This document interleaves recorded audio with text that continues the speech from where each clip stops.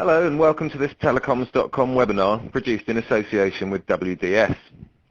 I'm Mike Hibbard, Editorial Director at Telecoms.com, and joining me for this presentation is David Fawkes-Jones, CEO at WDS. Today we're going to look at how mobile operators can drive value through the customer experience. In a few minutes I'll hand over to David, but before I do, I'd just like to give an introduction to the topic.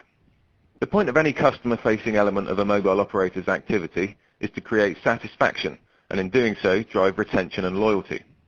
It is against these criteria that the value of that element will be judged. Operators have always been focused on cultivating these elements, which have changed as markets have matured, to position themselves as best they can against their competitors. In the early days, coverage was key. Later, as markets were opened up to more players, price became the dominant point of comparison. More recently, with the introduction of the iPhone, we've seen how other factors like device ranging can have a huge impact on the performance of individual players.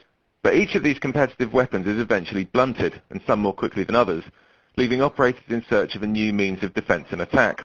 Today, the reality for many operators is that competition is intensifying while average revenue per user is under pressure. In a mobile industry survey carried out by Informa in late 2010, 77% of operators said they believed that competition in their markets was expected to increase. Two-thirds of operators believed that this trend coincided with a decrease in loyalty among their subscriber base. And the competition operators face is not just from their peers. Over-the-top players are delivering new services with a level of frequency and accuracy that mobile operators can never hope to match, taking service-based differentiation out of their realm. So with operators struggling to find new services that they can monetize and use as competitive distinction, there is a temptation to fall back on traditional points of differentiation like the network. Recently, for example, Vodafone's German operation announced that it would charge an extra €10 a month for access to its LTE network. That's a significant surcharge, and along with similar tariffs from other operators, it will likely have a limited lifespan. History tells us that premium pricing based on technology is difficult to sustain and restricts the market to a small segment of early adopters and heavy users who are price insensitive. Operators like Vodafone Germany are hoping to price LTE at a premium based on the performance that it offers. But to do this, they will have to keep the user base comparatively small, as network performance is directly related to network load. But in a number of advanced markets, such as Germany, the need for LTE deployment has been created by severe congestion on existing networks, suggesting that migration may be quicker than in previous generations. Indeed, we've already seen that in terms of deployment, LTE is the fastest growing mobile network technology in history. So it won't be long before availability has become so widespread that the technology cannot be offered at so significant a premium, or cast as a competitive differentiator. As for price, that's just no longer workable as a means of distinction. The majority of operators are dropping their unlimited data tariffs in favor of tiered pricing strategies, trying to drive prices and contract periods up rather than down, and move away from the cycle of undercutting that has created a worrying disconnect between product and perceived value. This is where customer experience comes into play. The theory runs that by creating the best customer experience, operators will be able to inspire loyalty and reduce churn more effectively than by competing hard on price or technology. Of course, price and technology are both key constituents in the customer's experience, but the customer experience in capital letters, if you like, should run through the entire organization, like blood vessels through a body. Of course, it's very easy for an operator to make all the right noises about their customer experience, and there's not a single player in the market that would tell you they were anything other than forensic in their focus on creating one that's positive and appealing. But talk and execution are two very different things, and there will be just as many operators getting it wrong as getting it right. There are a couple of reasons for this. First, it's extremely difficult to promote the customer experience in every stage of the operator's process, from marketing and retail through to contract renewal. Operator businesses are notoriously siloed, and this makes it tricky to implement that focus on customer experience in a horizontal fashion. But David will be looking at this in his presentation, so I'll leave that for him. The second problem that operators have with customer experience is how to measure it, and for an industry so enamored of its metrics, this is a serious issue. When network coverage was the competitive arena, a simple drive test could confirm or deny leadership status. When price cuts were all the rage, comparison was so easy conceptually that operators sought to muddy the waters with unduly convoluted and numerous pricing plans. And when device range is used, differentiation is easier than ever. You've either got it or you haven't. So what are the metrics for customer experience? Look at churn rates, acquisition rates, renewal rates, the volume of complaints received by customer care teams. It's difficult to judge, and even more difficult to report on, because operators play these statistics very close to their chests. And in any case, are churn and acquisition reliable measures of the quality of customer experience when so many consumers were willing to ditch their operator as soon as the Apple iPhone was made available through exclusive partnership arrangements. Ironically, of course, those operators that benefited from the wave of iPhone-based additions were the very ones confronted with fundamental and serious issues of customer experience when their networks began to wobble under the strain. This is not simple stuff. Much is made of the complexity of the various technologies which enable the mobile services we enjoy today, but at least these technologies abide by the laws of physics. Customer experience is a human issue and a philosophical issue, and therefore one that is far harder to manage. And at this point, I'd like to bring in David Fawkes-Jones, CEO of WDS, to put some more meat on the bones of this topic. After his presentation, David will remain online to take questions from the audience. If you have a question to put to David, just type it into the dialog box underneath the webinar window at any time. When his presentation is complete, David's responses will appear as text in the comments stream. For now though, David, it's all yours. Hello, I'm David Fawkes-Jones, CEO of WDS. WDS helps wireless organisations manage their customer experience and has been doing this for the last 15 years and currently for over 70 customers worldwide. Today I want to talk to you about customer experience, in particular cutting through some of the industry hype that exists and focusing on exactly how customer experience can be used to control performance and build strategies that deliver loyal and profitable end users. The customer experience has quickly become a valued and accepted means of protecting enterprise value. Yet how is it defined, measured and used to direct strategy is still in its infancy. Today, we will explain how customer experience is the means by which a wireless organisation can correctly track and guide investment and control its ability to deliver on the strategy and brand promise that it has built to develop its market position and drive shareholder value. The very essence of the offer that both attracts and retains customers. We will also look at why customer experience is not a siloed activity, but something that must be embedded across the customer lifecycle through a consistent and sustained program of activities. In understanding the frequent interactions that the wireless organisation has with its customers over the course of this lifecycle, we'll see how we can design an experience that is able to deliver an experience that delivers to the brand vision so tightly that business strategy and customer experience become inseparable. Importantly, we'll also cover how this approach makes the customer experience controllable, with touch points along the customer journey becoming control points through which the wireless organisation can better control its customer relationships. It comes at no surprise that it's getting tougher out there. The network is no longer a point of differentiation. Facing disruptive new market entrants, increasingly expectant consumers and poor economic conditions, mobile operators understand more than ever that they must look to differentiate themselves if they are to protect their market position and financial performance. To compound the threat, many are also seeing their costs increase as the popularity of smartphones forces greater investment in device subsidies and support costs. The figures below represent actual data from a US carrier. The cost per gross addition has nearly doubled since 2008, and without corresponding increase in ARPU, subscriber margin has been on the decline for some time. Unfortunately, much of this pressure stems from years of low-cost price cutting, subsidised strategies designed to build market share, the result of which is that as an industry, we have cultivated a generation of consumers that associate mobile operator value with price. With consumer loyalties now shifting towards the ecosystems being built by Google and Apple, this behaviour is proving difficult to reverse. We've seen first-hand how attempts to remove handset subsidies or to cap previously unlimited data plans creates customer dissatisfaction, for example. The industry cannot continue to invest and encourage innovation under this degree of price pressure. It must reverse the trend and win back customers' loyalty based not on price but service value. Many operators already understand this need for change. Strategy is shifting away from the subscriber acquisition to subscriber retention, and operators are carefully carving themselves niches to better differentiate and protect their offers. However, operator infrastructure and supporting processes have failed to keep pace with this change. For many, the vision is writing checks that the rest of the organisation just simply can't cash.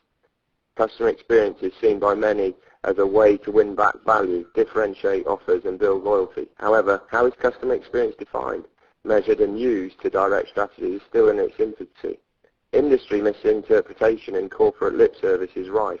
and everyone is a customer experience expert. Legacy infrastructure processes have failed to keep pace with customer experience requirements. To really understand how customer experience can affect and change in this hyper-competitive market, we must take a more structured and scientific approach. It starts with throwing out some basic assumptions, starting with the notion that customer experience is not a strategy. For a webinar looking at the role of customer experience in improving industry profitability, this might seem a little odd.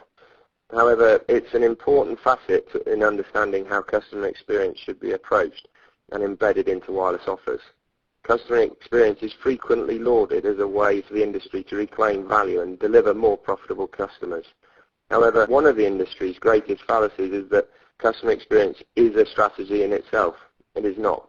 Strategy is, in its purest sense, is the direction and scope that an organization puts in place to achieve a competitive advantage. Under this definition, customer experience is not the strategic differentiator, it is the enabler. It is the means by which an operator can correctly track, guide investment and control its ability to deliver on the investment and brand promise that is built to develop its market position and drive shareholder value. Consider, for example, the traditional strategy pyramid. It comprises 3 levels with organizational strategy at the peak. This layer determines the company's vision and the strategy through which it aims to achieve financial goals. For example, targeting a particular demographic or market need. The central layer defines the company's tactical approach. Tactics implement the strategy, defining the channels to market and the marketing approach, for example. At the base of the pyramid sits the operational programs. These are the many individual activities driven by the tactical approach. At no point in this strategy pyramid can a nebulous concept of customer experience drive a tactical approach, nor can it be seen as an overarching strategy to help differentiate the brand in the market. Loyalty is built on an organization's ability to create a compelling proposition and strategy and then deliver on that promise. It is the customer experience and how it is controlled that allow this to happen, ensuring expectations are met and exceeded, and that the original proposition remains compelling enough to retain the customer. After all, the customer experience is not static. It means different things to different consumers depending on their expectations of what they value. Put simply, there is no customer experience template. It must be designed based on the vision, value and customer behavior that the mobile operator has defined. Indeed, customer experience must be viewed as an almost invisible, omnipotent layer that crosses functional units and helps to better align and connect individual programs in a way that controls how customers engage with the company's products and services. It is then that well thought out customer experience program that ensures the entire organization pulls in the same direction to deliver on that brand promise, building customer loyalty when it's needed most, and driving investment into key customer touch points that differentiate the brand. Mobile operators have collectively invested billions of dollars in their brand, and it's the role of customer experience to create an experience that delivers to the brand promise so tightly that business strategy and customer experience become inseparable. Wireless customer profitability is largely controlled by 3 key variables: the cost of acquiring the customer, the cost of managing the customer, and the duration for which he remains a customer. While acquisition costs are largely constant, both the cost of management, CPU or cost per user, and loyalty can be controlled throughout the customer lifetime and are impacted by the many and frequent interactions that the customer has with the wireless organization across the customer lifecycle. As such, they are manageable and offer the operator opportunity for improvement. Customer experience programs provide the measure through which these interactions can be controlled, driving investment and focus into the key customer touch points that shape how the customer interacts with the wireless organization. Customer experience therefore becomes the means to establish and maintain a more profitable pattern of engagement between the customer and the organization's wireless products and services. In acknowledging this, we must also appreciate that the customer experience is about managing long-term relationships and that its effectiveness is driven not by a singular activity, but by a sustained and connected program of activities that stretch across the customer life cycle. The customer experience is then the sum of all experiences a consumer has with a service provider, spanning initial awareness, discovery and purchase to use and advocacy. This linear sequence of events is known as the customer life cycle, and each stage is formative in setting customer expectations and delivering on the brand promise. In the early part of the life cycle, brand expectations are set as a customer evaluates the products and competitive offers. It is imperative at this stage to ensure that the accurate product selection to mitigate the threat of buyer's remorse post-sale. As the customer progresses through the retail stage of the life cycle and into the product ownership, their usage patterns are established. This covers how they use their product and the services they use. Finally, as the customer progresses through the life cycle and uses their product daily, they make an opinion of whether or not the brand expectations set during the initial stages have been met. The result of this decision is whether to churn or renew a relationship with the wireless organisation. Within the sections of customer life cycle, there exists a number of touch points. These are the main interactions that the customer has with the operator, from an interaction at the point of sale, the unpacking of a new device and the quality of the device, to the reliability of the network and the efficiency of the customer care. In these interactions that we can make or break a customer relationship, and it is the customer experience program that allows these interactions to be controlled in such a way as to influence the desired behavior in a customer. Deploying a customer experience management program in this way offers far greater control to the operator. Individual touch points can be optimized.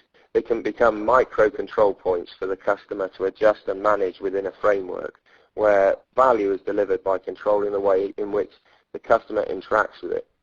Financial performance becomes an output of these interactions. It becomes controllable, and without it, the operator is designed to controlling performance using cumbersome macro control methods that put the entire customer experience and subsequently the brand promise at risk.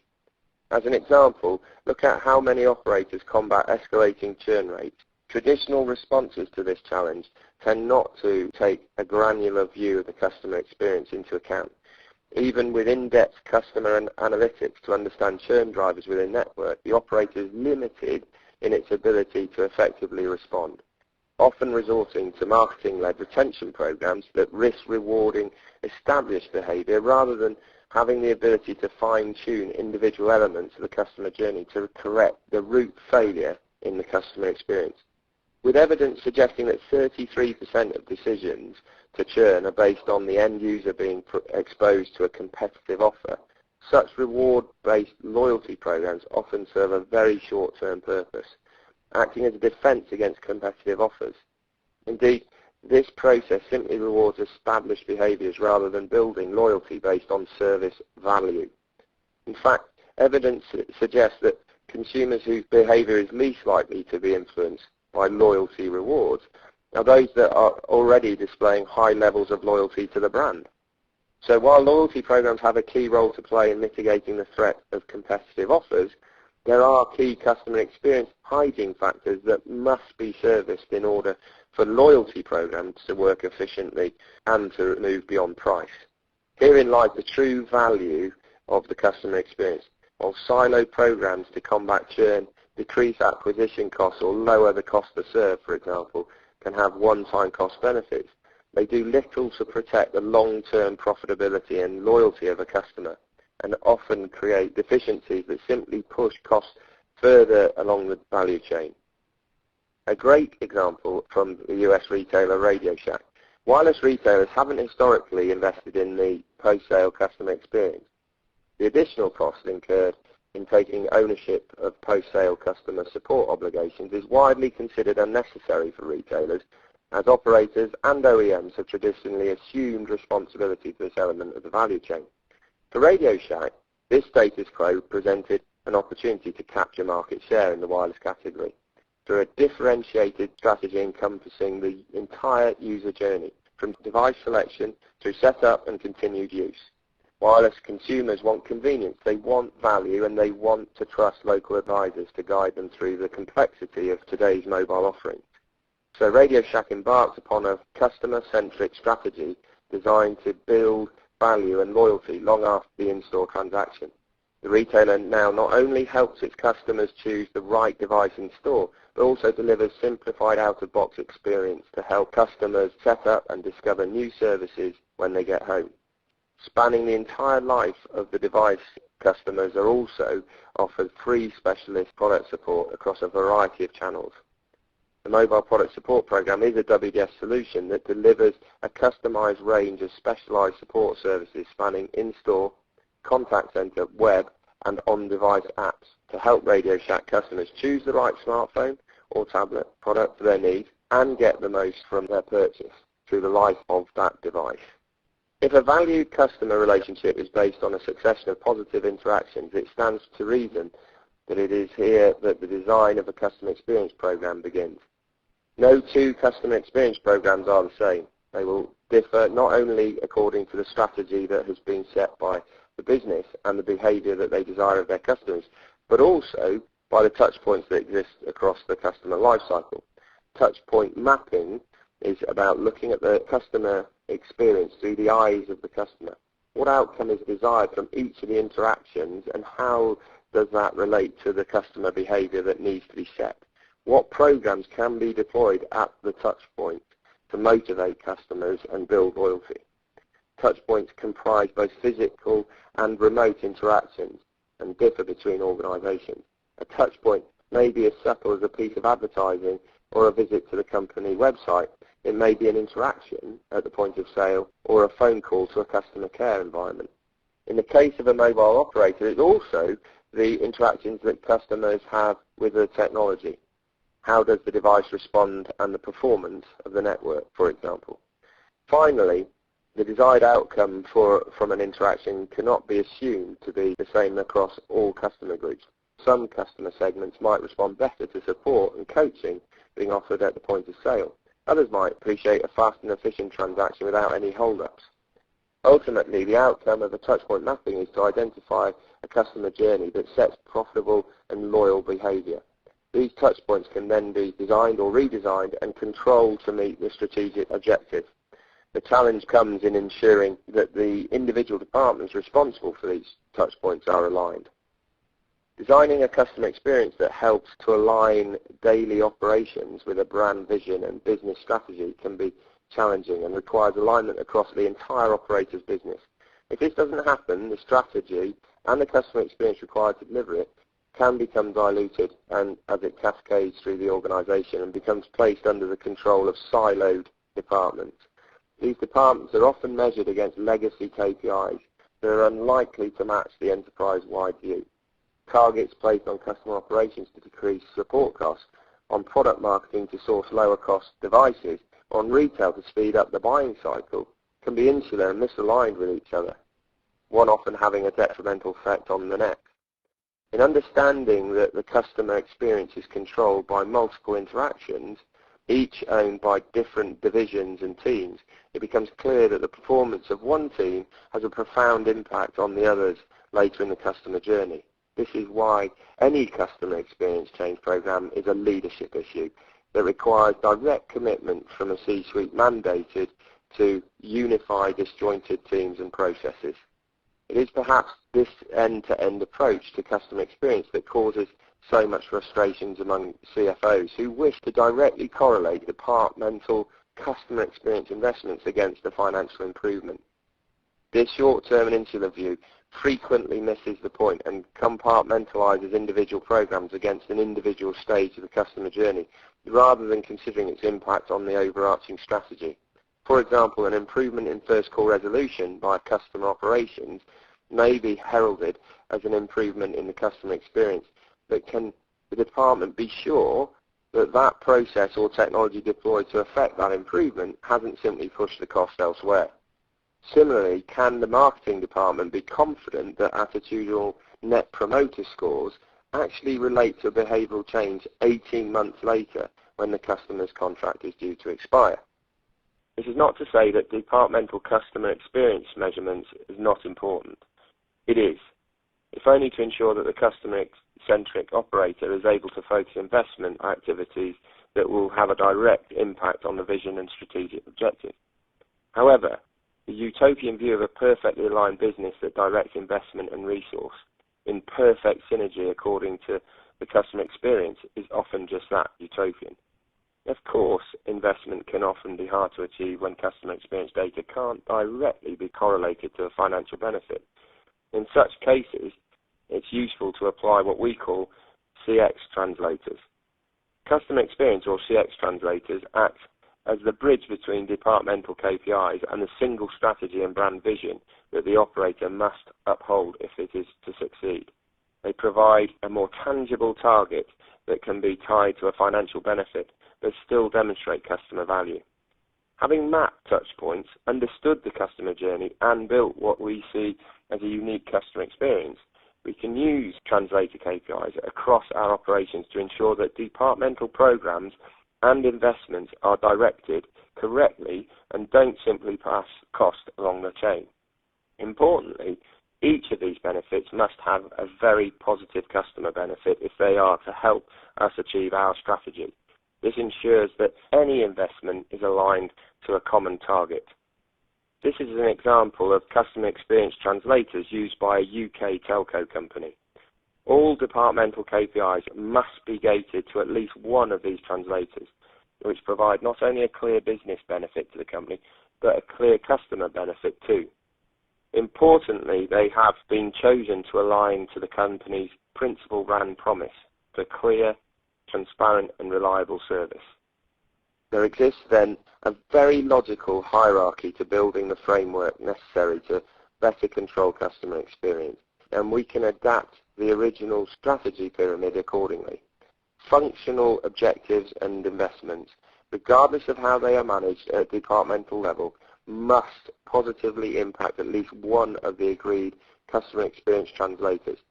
This in turn ensures the entire business is focusing effort on activities that will ensure strategy is adhered to and the vision is upheld. Modelling the customer experience in this way allows very direct return on investment analysis by calculating the cost of people, process and product investment against the desired customer behaviour.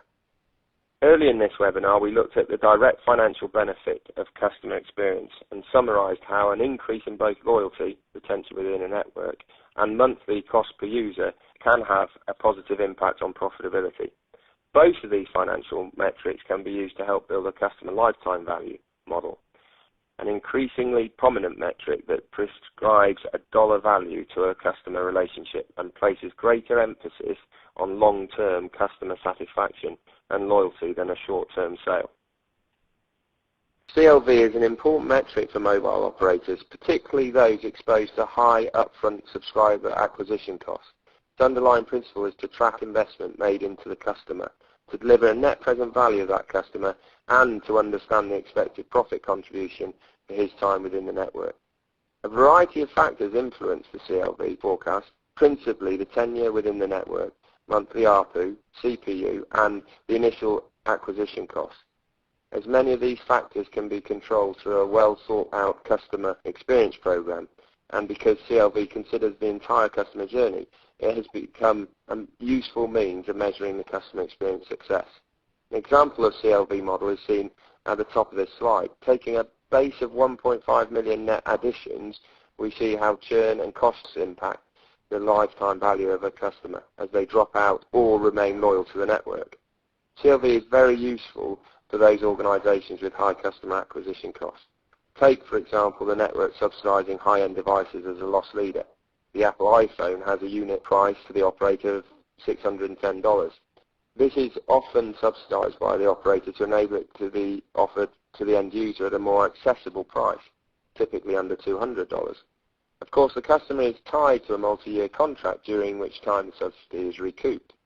CLV provides an accurate view of exactly when this break-even point occurs. In many cases, where subsidies and acquisition costs run into the hundreds of dollars, it's not uncommon to find this break-even point long into the relationship. When it first started selling the Apple iPhone in the US, it was reported that AT&T didn't break even on a customer until 17 months of a 24-month contract. This demonstrates the enormous margin pressure on today's mobile operators, and explains why any effort to extend the customer's tenure, loyalty, or decrease his monthly cost is highly valuable. The illustration here uses a monthly ARPU of $50 and a cost per user of $23. Cost of acquiring the customer on the 24-month contract is $310. With these metrics, it will take 12 months for our operator to realise a profit on that customer. Continued cost efficiency and revenue gains should not have to come at the expense of customer experience. They should be a direct result of it. While the end goal of any customer experience optimization program is to create value through improved financial performance, it is also important to approach this target from the bottom up. Simple cost-cutting measures may meet short-term expectation, but they come at the cost of long-term sustainability and often do little more than push costs upstream and along the customer lifecycle. On its own, the customer experience must not be viewed as a panacea for improving profitability. On its own, it delivers little value. Instead, the customer-centric mobile operator must look to customer experience as a means of managing end-user behaviour in a way that helps to achieve a corporate strategy that has been designed to attract and retain end users. It's a means of delighting end users as they pass along the customer lifecycle, exceeding expectations and building a value-driven relationship that inspires loyalty and advocacy. Importantly, we have learned that the customer experience is formed over time and over the many interactions that the end user has with the operator. These interactions occur at key touch points, retail, web, on-device, etc., all of which should be controlled and aligned accordingly to the desired customer experience. With such control over the customer experience via these process-driven touchpoints, the mobile operator is better equipped to influence profitability across its customer base. Creating a valuable customer experience requires significant effort and resource. It requires careful planning and interaction between departments historically disconnected. There must be integration not only across technology platforms, but across the mobile operator's people, processes and services. Unfortunately, this has become increasingly challenging in today's decentralized market, where mobile operators once stood at the center of mobility, exerting control over hardware distribution, connectivity and value-added services. A subtle shift in power has occurred over the past 3 years. Less and less we talk about the power of the network as a differentiator, using its speed, coverage or reliability to acquire and retain customers. Instead, our attention is shifted to the ecosystem created through complementary hardware and software. Consumers are quickly finding affinity with brands able to connect their digital lives across multiple platforms, and having relinquished a degree of control over the consumer, operators must try harder than ever to retain their value-added positions and build a customer experience that now extends across the entire customer journey. Parity across price plans, hardware and services means consumers increasingly see little measurable difference between brands. Certainly not enough to build loyalty. Instead, it is the customer experience that has emerged as a means for players in the highly competitive market to differentiate their brands and build loyalty and profitable customer bases. Managed correctly, the customer experience becomes fully integrated with the strategy and becomes the vehicle through which to deliver on the brand vision. If it is the experience that drives customer behavior in this way, it must be built in a way that is controllable. I hope that this webinar has provided you with a fresh approach to looking at the customer experience in a more holistic manner. Too often we see the value of customer experience being diluted by poor understanding, poor measurement, reliance on siloed CRM deployments, or simply because macro financial controls are deployed in a way that immediately breaks the customer experience and its ability to deliver the brand promise. If you'd like to learn more, you can download our free white paper at the web address on the screen. Thank you very much. Well, David, thanks very much for sharing those insights with us. Now, as I mentioned before David's presentation, he'll remain online for a question and answer session with the audience. If you have a question for David, please just type it into the dialog box beneath the main webinar window, and David's responses will appear as text in the comment stream. There is no audio element to the Q&A. I look forward to some lively debate now, and all that remains for me today is to thank David and WDS for making this Telecoms.com webinar possible, and to thank everyone for joining us.